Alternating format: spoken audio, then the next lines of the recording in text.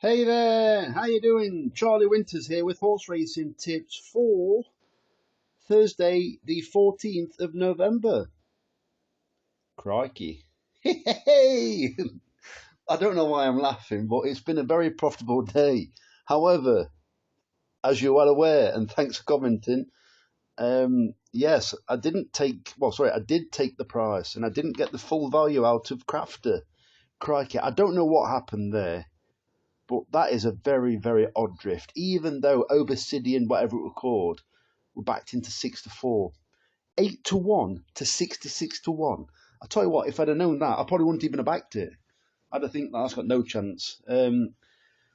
Crikey. So let me boast for a bit first. Well, I've got £38 to come back. To be fair, to say I've picked 66-1, of which obviously I took eights and four place, and one of them was £1 each way.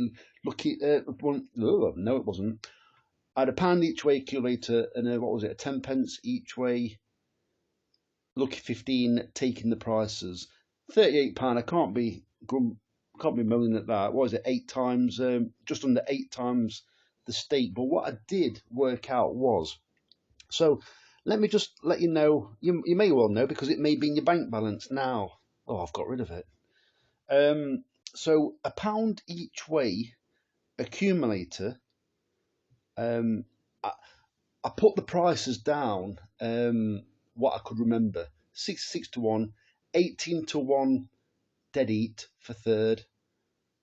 I think the other one was 12-1 placed, and the last one won. I don't know what price it was. Was it a 9-2? I think it was. Because I know it got backed into 72, but then it drifted late on. For £1 each way accumulator, I do believe that made 400 and something pound. I haven't worked out what the 10 pence each way Lucky 15 made, but I'm sure that would have been very lucrative as well. However, I'm quite happy with my £38. Anyway, so I'm going to get onto the selections for Thursday. So let's keep it really small. Let's keep enjoying it. I've gone for, once again, these aren't strong selections, same as Wednesday's. Although Wednesday was a very profitable day, it was a tricky day. Huge slice of luck with the big drift. I can't believe it, to go 8 times your original price, from 8-1 to 66-1. What's that all about? Anyway, so what I've done is, and I plan on doing this on this one bet and forgetting to do it in the future and end up having my pants down again with SP and whatever and taking the prices. So anyway, I've had a 5 pence each way, lucky 15, taking the prices. I've had a 5 pence each way, leaving the prices, and I've had a 25 pence each way accumulator, leaving the prices. It comes to £3.50. Yep, 1/10 of my returns to date. So I'm going to keep it nice and small. If you could do me a favour, if you could give me a like for the video, I would really appreciate it. I have put my buy me a coffee link in the description below because I'm being cheeky. If you're pleased with my work, buy me a pot noodle. I don't mind whatever you want to do. Keep it small, keep it fun. Even the little rewards that you give me, I really appreciate them. But keep them small, keep them fun. Yeah. So anyway, let me get into the horse racing tips because that's why you're there or here. So the first selection is Chilled Out at 50-1 in the 12.20 at M.Rasen. As I said, keep the stakes small. Do not think we've had a good day that all of a sudden I'm going to start running a 5 each way on everything. I'm not. So Chilled Out. This race, right? To be honest, I fancied the Henry Oliver horse. Problem is, it's only ran in a point to point, but I really like the breeding because it's got plenty of national hunt bloodlines and quite decent bloodlines as well. However, there's an awful lot in this race that have never been over hurdles, and I know by now you'll know that I do prefer with a little bit of experience. Well, I've gone for a horse with a little bit of experience. It isn't fantastic experience. You may look at all the duck eggs outside of its name. Um, just on a separate note, I do hope they make this into a 4 places instead of 3, but they probably won't.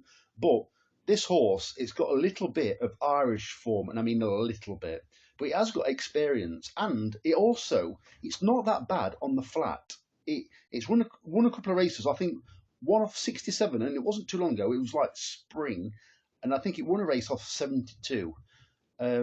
It's round about the 1 mile 2 furlong horse, which I do like for as a hurdler, as a 2 mile hurdler, and also I think Isterbrack was something like that. Well, this isn't Isterbrack, don't get me wrong, but I believe this horse, if you can jump round safely, if they actually want to try on it, because I've seen some of the others where they haven't even put them in the race. If they want to try on it, it could come in the first 6 or 7. Bit of luck, it could come in the first 3. So we'll see what happens with it. You've got Aaron and is it Aaron Anderson? He's claiming 5 on it. It's Michael Wiggum. So sometimes when his horses he thinks he's got a bit of a chance, they do tend to be a lot shorter in price. I'm not saying it will be. I haven't got a clue, but 50 to 1 is realistic. I was expecting something like 28, which would have been an absolute rip-off.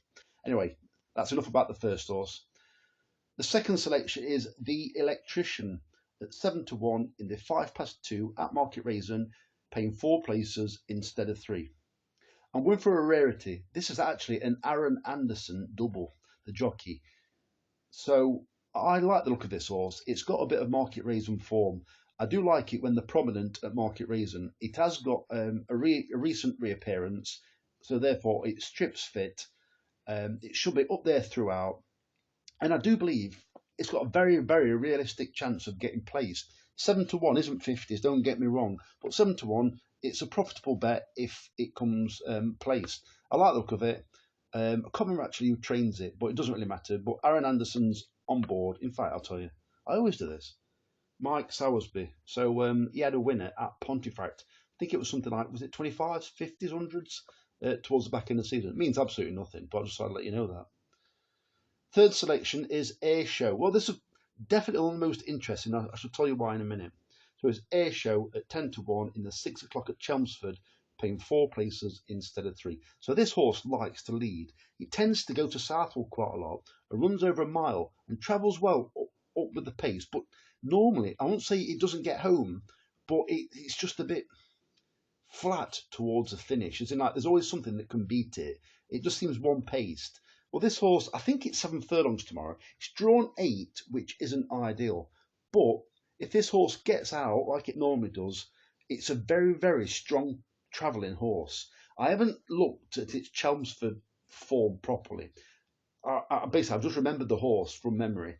And I know it's trained by Rod Millman. It's got Oliver Searle on board, who's not too bad technically because, sorry, tactically, not technically. Well, technically, it's very tactical. I don't know.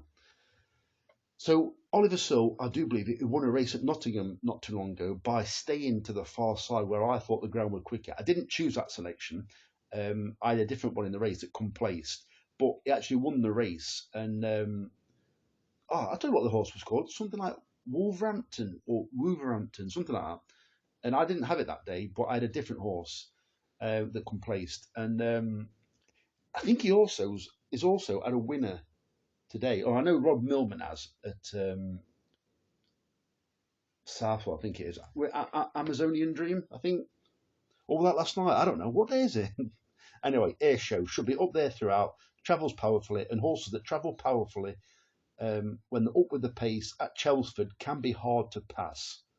And finally, so I've gone for Manara at 7 to 2 in the 6:30 at Chelmsford City, paying 4 places instead of 3.